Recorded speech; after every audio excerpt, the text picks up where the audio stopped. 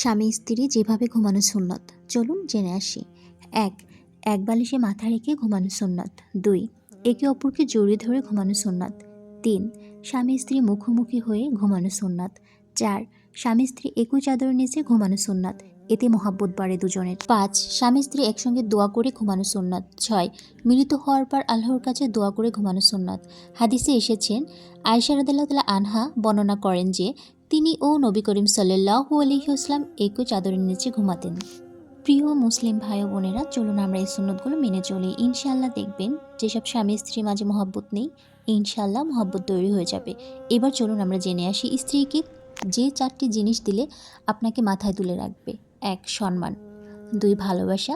3, যত্ন। 4, গুরুত্ব। স্ত্রীকে সম্মান, ভালোবাসা, যত্ন আর গুরুত্ব দিলে সে আপনার পৃথিবীকে জান্নাত বানিয়ে তুলতে পারে।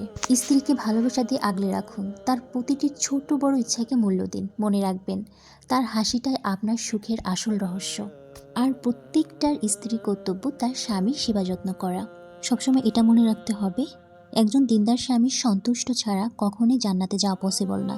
তাই আমরা সবাই স্বামীর খেদমত করি।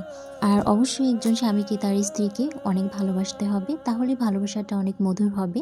স্বামী স্ত্রী উভয় দুজন দুজনকে ভালোবাসলে মহান রব্বুল আলামিনও অনেক খুশি হন। কখনোই স্বামী স্ত্রীর মাঝে ঝগড়া করা যাবে না, তাহলে শয়তান প্রবেশ করে ফেলে। হযরত আলী রাদিয়াল্লাহু তাআলা আনহু এর মতো স্বামী পাওয়া ভাগ্য লাগে। তিনি গরিব ছিলেন, কিন্তু তিনি তার স্ত্রীকে অনেক বেশি ভালোবাসতেন।